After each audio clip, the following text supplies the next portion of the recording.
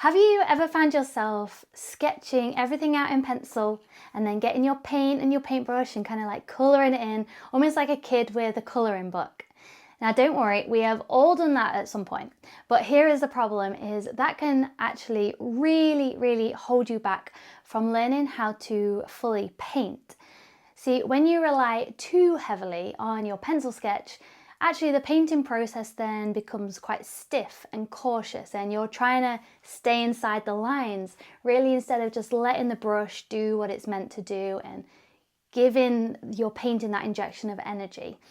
So when you use your paintbrush instead to define those shapes right from the start, something really magical happens. Suddenly you're painting, but it's not just about filling in spaces with colour, but your edges are dynamic, your shapes, they feel more alive, and you start to really develop your own expressive style as your own unique artist. Now that might feel a bit scary at first. It's like, oh, what if I mess it up? Where do I start? Every time you feel stretched that way is how you grow. You're essentially training your artist's eye, which is really where the real confidence comes in. Now, if you want to improve your art fast, this one shift is going to make a huge difference. So let's have a go and see this in action. Okay, so rather than drawing and then painting, we're just going to draw with the paint. And so I've got a little photo here of some cosmos, which are my favourite flowers. I'm going to start with some of the magenta flowers. So I'm just going to I might take some white.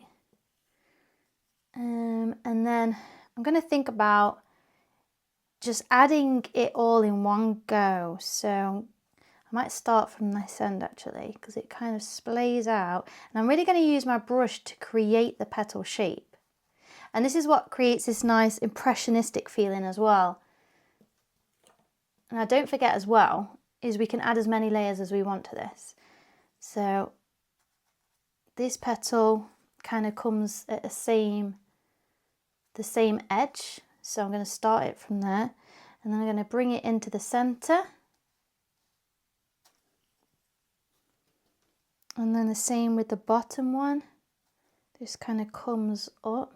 So you can see that I've got a flat edge paintbrush here, by the way, and you can see I'm kind of using the shape of the brush to carve out the picture. Now this is where things get tricky, because normally you might think, oh, I'll start this petal from here. But actually, if you squint, you can see that this petal is essentially half the size as the other ones. So I'm going to start it from about here, and that's the point. And then I'm going to bring it up to the center. And I'm just going to go ahead and do this for all of the petals.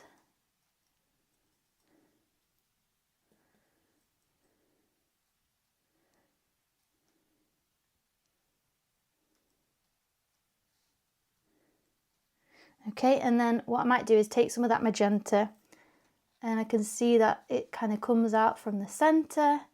So I'm just going to take this mainly on the corner, the point of my paintbrush, and pull that out.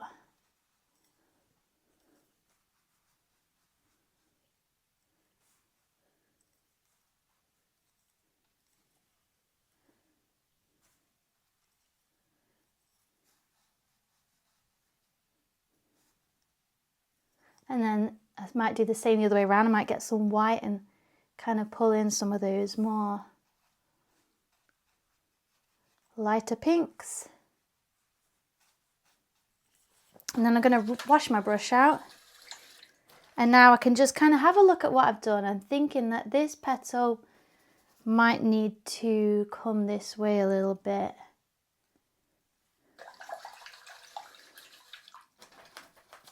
And then I'm going to take my yellow, and I can pop in my center.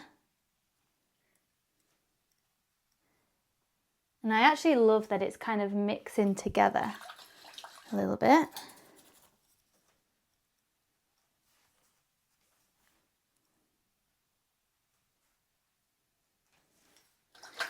And this is really how I start to just build up the layers, and then you can go in. Basically what I want to do now is add in that shadow. You can see like a really dark shadow. So I'm going to mix some of my colours together just to get that dark.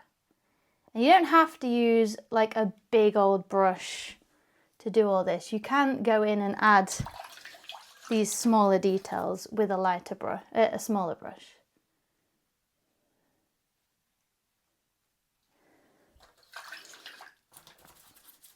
And then what we can do is create like a bit of a background. And then what we will go ahead and do is carve into this.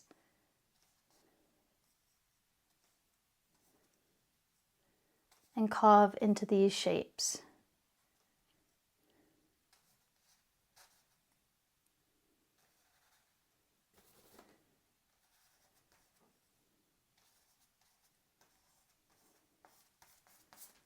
And start to create a bit of a background.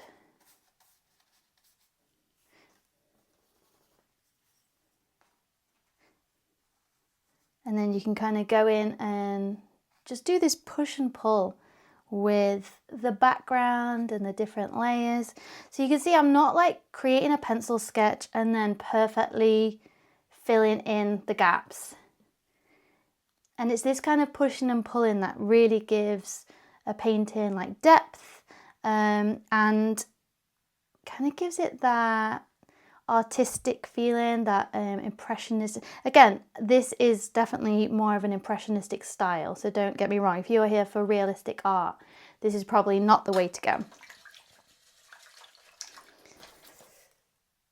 But I'm just going to create a bit more of a background so that it feels really clear that that's the background and not part of the flower.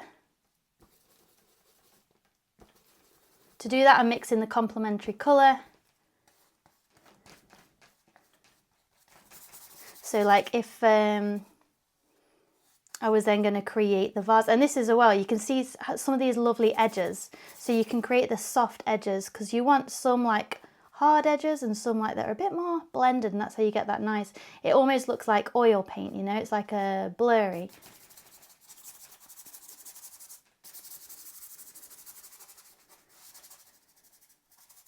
And then you can of course add like your actual like greenery, the stems or whatever. I'm going to just add some of those into like the background.